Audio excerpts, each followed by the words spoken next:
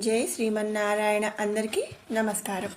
ఈరోజు విష్ణు సహస్రనామంలోని 92వ శ్లోకం యొక్క నామాలయ వివరణ మనం తెలుసుకుందాము. ధనుర్ధరో ధనుర్వేదో దంభో దమయుతమః అపరాజిత సర్వసః నియంతా నియమో యమః. ధనుర్ధరః. ధనుః ధరహ. ధరహ అంటే ఏంటండి? ధరించడం అన్నమాట. ధనుః అంటే ధనస్సు. ధనస్సును ధరించి ఉన్నవాడు కాబట్టి శ్రీమన్నారాయణ్ణి ధనుర్ధరహ అంటాము. మరి తన భక్తులను రక్షించడానికి, లోకకంటకులను శిక్షించడానికి, ధర్మములను ఉద్ధరించడానికి మన పరమాత్మ అయినటువంటి శ్రీమన్నారాయణుడు సర్వకాల సర్వావస్థల అందనమాట. అంటే మనం చెప్తూ ఉంటాము 365 రోజులు 24/7 అంటాం. అంటే ఏంటంటే 24 గంటలు, వారంలో 7 రోజులు ఉంటాయి. 7 రోజులు అన్నమాట. వాళ్ళకి ఇంకా ఆదివారము, పండగలు ఇలా ఏ సెలవులు ఉండవు. సర్వకాల సర్వావస్థల అందు అంటే ఉదయం, మధ్యాహ్నం, సాయంత్రం, నైట్ మనకన్నా రెస్ట్ ఉంటుంది. కానీ మరి ఆ స్వామి వారికి అయితే అసలు ఇక రెస్టే ఉండదనమాట. ఎల్ల వేళలా కూడా మరి ఎవరైతే తన భక్తులు ఉన్నారో వాళ్ళను రక్షించటానికి, అలాగే మరి ఈక్వల్గా అంటే ప్యారలల్గా ఏంటి మరి లోక కంటకులను ఎవరైతే మరి తన భక్తులను మరి హింసిస్తూ ఉంటారో అలాంటి లోక కంటకులను మరి శిక్షించి ధర్మములను ఉద్ధరించడానికి కోసం శ్రీమన్నారాయణుడు ఎప్పుడూ కూడా ధనస్సును ధరించి ఉంటాడట. అందుకని స్వామిని ఇక్కడ మనం ధనుర్ధరః అనే నామంతో స్తుతించుకుంటున్నాము. తర్వాత నామం ధనుర్వేదః. ధను అంటే మరి యాజ్ ఇట్ ఈజ్ వేదః. ఇంద్రాది దేవతలు మొదలగు మరి దేవతలందరూ కూడా ధనుర్విద్య పారంగతుడనమాట. ధనుర్విద్య అంటే మరి ప్రతి వాళ్ళకి కూడా మరి ఈ రోజుల్లో అంటే ఏంటంటే మరి గన్స్ అని ఇలా డిఫరెంట్ ఆయుధాలు అయితే వచ్చినాయి. కానీ ఇంతకు ముందు అయితే ఏంటి, ఆ రోజుల్లో మరి ద్వాపర యుగంలో చూసినా మరి త్రేతాయుగంలో చూసినా మన ఏ యుగంలో అయినా సరే మరి వాళ్ళకి ఆయుధాలు ఏముంటాయండి? ధనస్సు, మరి గద, ఇలా కొన్ని ఆయుధాలు అనేవి ఉంటాయి అన్నమాట. కాబట్టి మరి దేవతలందరూ కూడా ధనుర్విద్యా పారంగతులే. సకల ధనుర్విద్యలను కూడా ప్రవర్తింపచేసేవాడు మన శ్రీమన్నారాయణుడు అనమాట. ఇక ధనుర్విద్యా శాస్త్రములందు అపరిమితమైనటువంటి పరిజ్ఞానము కలిగినటువంటి శ్రీమన్నారాయణుడే మరి గురు శిష్యుల పరంపర చేత లోకం నందు ఈ ధనుర్విద్యను ప్రవర్తింపచేయుచున్నాడు. అంటే ఏంటి అంటే మరి దాన్ని ముందుకి తీసుకురావాలి. ఇప్పుడు మన వరకు మనకు వచ్చనుకోండి, మనకు వచ్చిన విద్యని ఇంకెవరికైనా నేర్పిస్తే మన ఆ తర్వాత అనేది మరి ఆ విద్య అనేది కంటిన్యూ అవుతూ ఉంటుంది. ఇక మరి ఆ విద్య అంటే అందరూ కూడా ధనుర్విద్య తెలిసిన వాళ్ళేనండి. కానీ అందరిలో కల్లా ఆ శాస్త్రము గురించి మరి అపరిమితమైనటువంటి పరిజ్ఞానం కలిగినటువంటి వాడు ఈ మన శ్రీమన్నారాయణుడు అనమాట.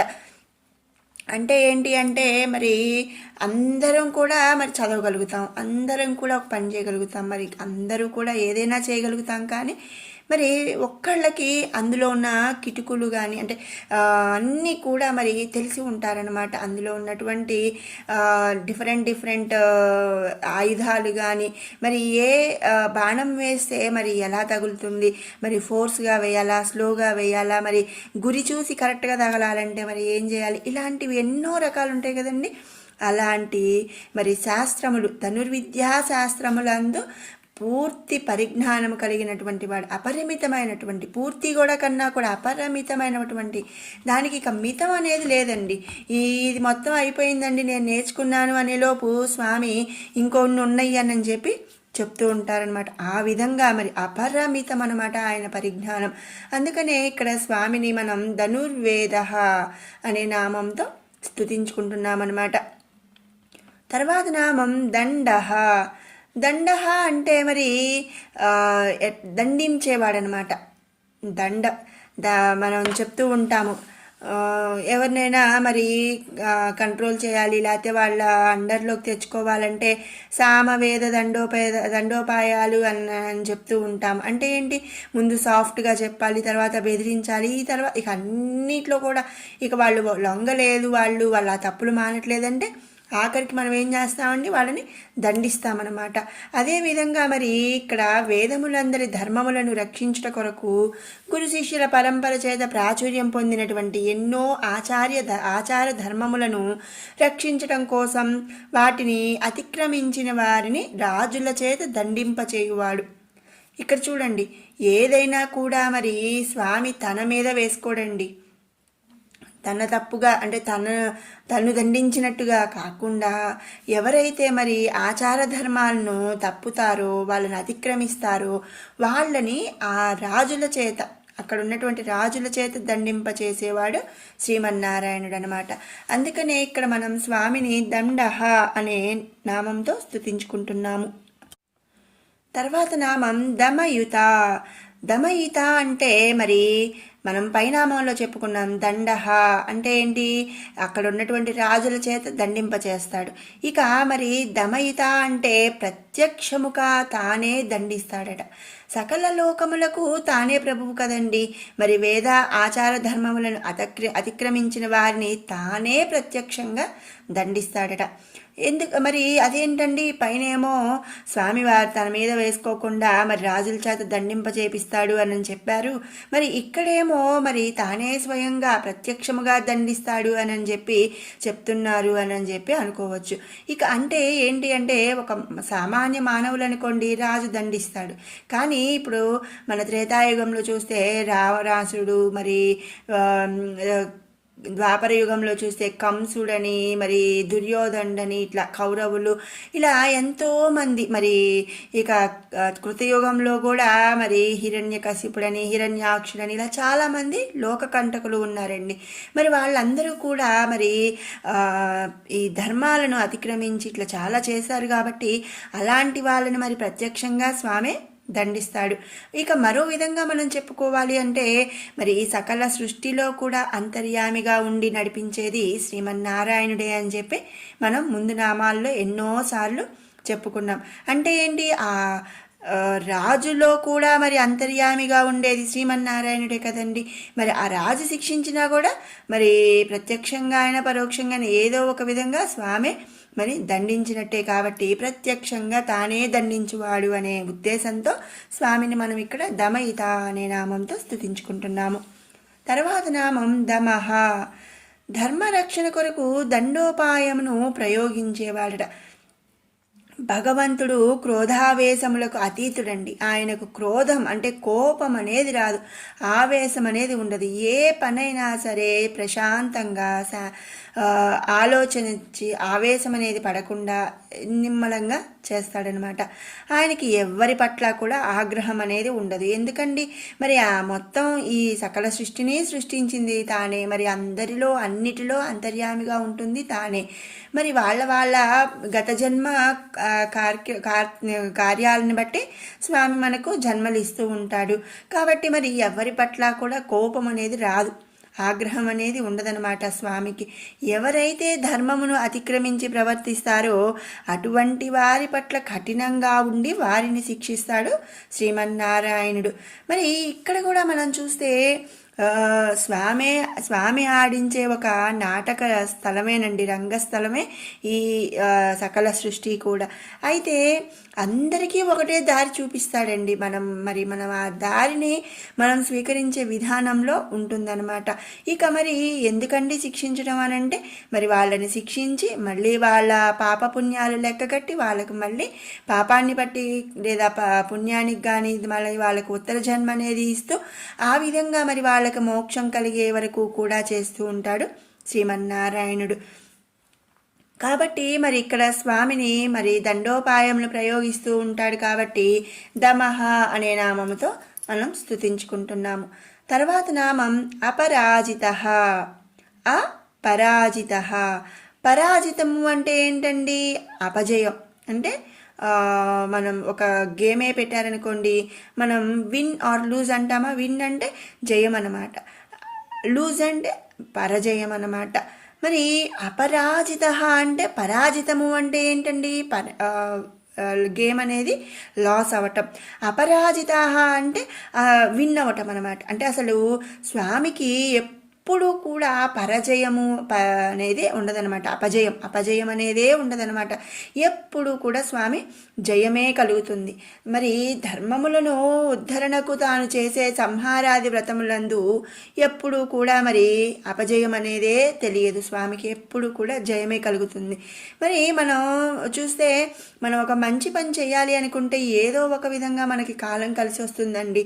మరి అదే మనం ఒక చెడు పని చేయాలి అంటే ఈరోజు మనకు కాలం కలిసి వచ్చి మనకు ఏ అడ్డము లేకుండా మనం ఒక తప్పు పని చేసినా అది ఏదో ఒక రోజు ఆ తప్పు అనేది బయటపడటం అనేది ఖచ్చితంగా జరుగుతుంది.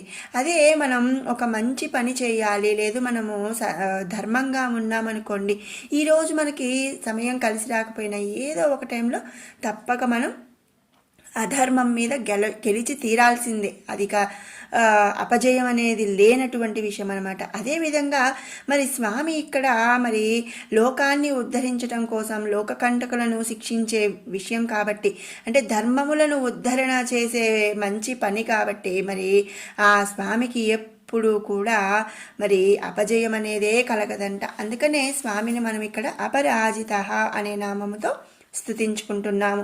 తర్వాత నామం సర్వసహః. సర్వసహః అంటే సహించేవాడనమాట. సర్వ అంటే సర్వం. సర్వము కూడా సహించేవాడు ఎవరండి? శ్రీమన్నారాయణుడు అనమాట. మరి పరమాత్మ స్వరూపమే సకల దేవతలందు కూడా ఉంది.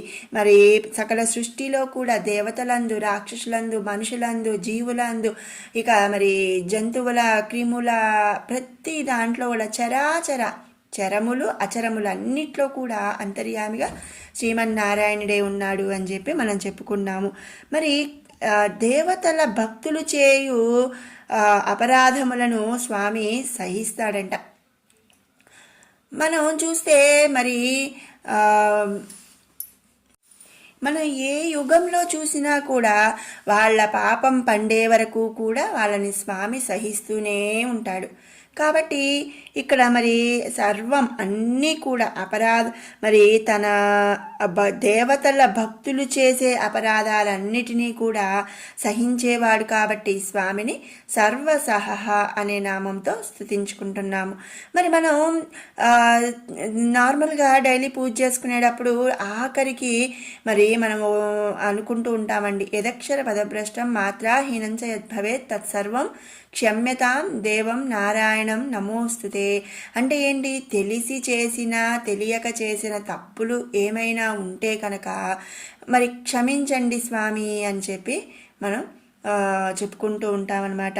అంటే ఏంటి? మనం కొన్ని తెలిసి చేస్తామండి, కొన్ని తెలియక చేస్తూ ఉంటాం. మరి అన్ని దేవతల భక్తులు, మరి విష్ణుమూర్తిని పూజించే భక్తులయే కాదండి, ఆంజనేయ స్వామి అయినా, అమ్మవారైనా, మరి ఇంకొకళ్ళు ఏ దేవుడైనా కానివ్వండి, ఏ దేవతల భక్తులైనా కానివ్వండి, వాళ్ళు చేసే అపరాధములను సహించేవాడు కాబట్టి స్వామిని ఇక్కడ సర్వసహః అనే నామంతో స్తుతించుకుంటున్నామన్నమాట. తర్వాత నామం నియంత. నియంత అంటే నియంత్రించేవాడు, రూలర్ అనమాట. తన పరభేదములు లేకుండా ముక్కోటి దేవతల భక్తులను కూడా నియంత్రించువాడు శ్రీమన్నారాయణుడు. కాబట్టి మరి మనం పైనామంలో చెప్పుకున్నాము, అన్ని దేవతల యొక్క భక్తులు చేసే అపరాధాలను సహిస్తాడు. అలాగే మరి ముక్కోటి దేవతల భక్తులను కూడా మరి నియంత్రిస్తాడు. పరమాత్ముడే సకల జగత్తుకి కూడా ప్రభువు అని మనం చెప్పుకున్నాము. అతని అదుపు ఆజ్ఞలలోనే మరి ఈ సకల జగత్తు కూడా ఉన్నది కనుకే అతడు మరి నియంత్రించేవాడు, రూలర్. మరి ఏ విధంగా అయితే ఇప్పుడు మనం ఒక కాలేజ్ ఆర్ స్కూల్ ఏదైనా మనం చూసామనుకోండి, ఫస్ట్ ఎవరుంటారండి? ప్రిన్సిపల్ ఉంటాడు. ప్రిన్సిపల్ పైన మరి కాలేజ్ మేనేజ్మెంట్ వాళ్ళు ఉంటారు. ఆ మేనేజ్మెంట్ కింద ప్రిన్సిపల్, ఆ ప్రిన్సిపల్ కింద మరి డిఫరెంట్ డిపార్ట్మెంట్స్ ఉంటాయి కదండి. మరి ఫిజిక్స్ డిపార్ట్మెంట్, కెమిస్ట్రీ డిపార్ట్మెంట్, ఇట్లా ఆ డిపార్ట్మెంట్కి మరి హెడ్ ఆఫ్ ది డిపార్ట్మెంట్ అని ఒకళ్ళు ఉంటారనమాట. మరి ఆ హెడ్ డిపార్ట్మెంట్ కింద మళ్ళీ ఇంకా మరి క్లాస్ టీచర్స్ లాగా మరి అన్ని క్లాసులకి ఆ సబ్జెక్ట్కి ఆ డిపార్ట్మెంట్ హెడ్డే చూసుకోలేడు కదండి. ఒక్కొక్క క్లాస్కి మరి ఒక్కొక్కళ్ళని అట్లా డివైడ్ చేస్తూ ఉంటారనమాట. అదేవిధంగా ఇక్కడ మరి ఏంటంటే ముక్కోటి దేవతలు ఉన్నారు. వీళ్ళందరికీ కూడా పైన మరి మేనేజ్మెంట్ మెయిన్ మేనేజ్మెంట్ ఎవరండి? నియంత్రించేవాడు ప్రభువు. ఆ కాలేజీ మరి పెట్టిన వాళ్ళు, అలాగే ఈ సకల జగత్తుని సృష్టించిన వాళ్ళు శ్రీమన్నారాయణుడు అనమాట. కాబట్టి స్వామి మరి ఇప్పుడు క్లాస్లో మరి మనం ఏం చేసినా మన టీచర్ ఓకే అన్నా ఆ టీచరే మొత్తం చేసేయగలడా? లేదు. ఆయన వెళ్ళి డిపార్ట్మెంట్ హెడ్ దగ్గర చెప్తాడు. ఆ డిపార్ట్మెంట్ హెడ్ వెళ్ళి ప్రిన్సిపల్ వచ్చేసి మరి కాలేజ్ మేనేజ్మెంట్ యొక్క మరి పర్మిషన్ అనేది మనం తీసుకోవాలి. అదేవిధంగా ఇక్కడ కూడా స్వామి ఏంటంటే మరి ఒక ఈ సకల జగత్తుకు కూడా ప్రభువు అన్నమాట. ఈ ముక్కోటి దేవతలు కింద ఉన్నటువంటి డిపార్ట్మెంట్ హెడ్స్ అని ఇట్లా డిఫరెంట్ అండి. మరి ఎవరి భక్తులనైనా సరే మరి కంట్రోల్ చేయగలిగే అది ఎవరండి? స్వామి అనమాట. అందుకనే స్వామిని ఇక్కడ మనం నియంత అనే నామంతో స్తుతించుకుంటున్నామన్నమాట. తర్వాత నామం అనియమః. అనియమః. నియమః అంటే నియమములు. అనియమః అంటే నియమములు లేనటువంటి వాడు.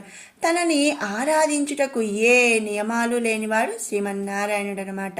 మరి ఆడవాళ్లే పూజించాలా అండి, ఆరాధించాలా? మగవాళ్లే ఆరాధించాలా? పిల్లలు ఆరాధించాలా? లేక మరి డబ్బున్న వాళ్లే ఆరాధించాలా అండి? లేకపోతే ఈ క్యాస్ట్ వాళ్లే ఆరాధించాలి? ఇలాంటి ఏ నియమాలు లేవండి స్వామిని ఆరాధించడానికి. మనకు కావాల్సిందల్లా మనస్ఫూర్తిగా మరి భక్తిగా స్వామిని ఆరాధించడం. సకల నియమములకు తానే నిలయమై ఉన్నటువంటి వాడు శ్రీమన్నారాయణుడు. తననే కాక ఇతర దేవతలను ఆశ్రయించిన దేవతల యొక్క భక్తుల కోరికలను కూడా తీర్చేవాడు శ్రీమన్నారాయణుడు. కనుక మరి స్వామిని మనం ఇక్కడ అనియమః అనే నామముతో స్తుతించుకుంటున్నాము. తర్వాత నామం అయమః. అయమః. యమాది దిక్పాలకులను కూడా నియమించి దిక్కులను రక్షించేవాడు శ్రీమన్నారాయణుడు. అయమః. ఆ యముడు మరి దిక్పాలకులను కూడా మరి నియమించింది శ్రీమన్నారాయణుడే అనమాట. మరి ముందు మనం చెప్పుకుంటూనే ఉన్నామండి, సకల జగత్తుకి ప్రభువు శ్రీమన్నారాయణుడు. సకల జగత్తులో అంతర్యామిగా ఉన్నది శ్రీమన్నారాయణుడు. అందరికీ హెడ్ శ్రీమన్నారాయణుడు అని. అంటే ఏంటి మరి? ఈ యమాది దిక్పాలకులను కూడా నియమించింది స్వామే అనమాట. అందుకనే మరి దిక్కులను రక్షించువాడు కాబట్టి శ్రీమన్నారాయణుని అయమః అనే నామంతో మనం స్తుతించుకుంటున్నాము. ఇది 92వ శ్లోకంలోని నామాల యొక్క పూర్తి వివరణ. ఇప్పుడు మనం 91 నుంచి 100వ శ్లోకం వరకు కూడా మనం పారాయణ చేసుకుందాం.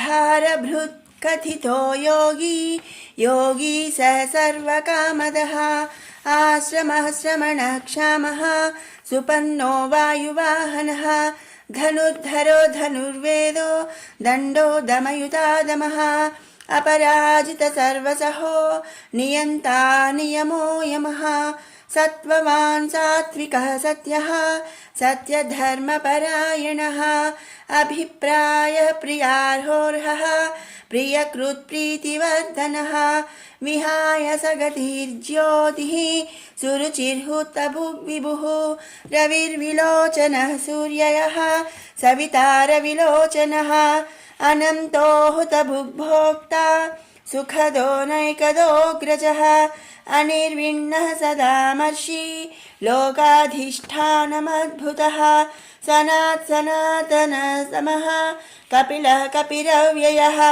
స్వస్తిదః స్వస్తి కృత్ స్వస్తి స్వస్తి భుక్ స్వస్తి దక్షిణః అరౌద్రః కుండలీ చక్రీ విక్రమ్యోజిత శాసనః సప్తాతిగః సప్తసహః శిశిరః సర్వరీకరః అక్రూరః పేసలో దక్షో దక్షిణః క్షమినాంబరః విద్వత్తమో వీతభయః పుణ్యశ్రవణకీర్తనః ఉత్తారణో దుష్కృతిః పుణ్యో దుస్వప్ననాశనః వీరః రక్షణః సంతో జీవనః పర్యవస్థితః అనంతరూపోऽనంతశ్రీర్జితమన్యుర్భయాపహః చతురస్రో గభీరాత్మా విదిశో వ్యాధిశో దిశః. ఓం శ్రీమన్హరయే నమః.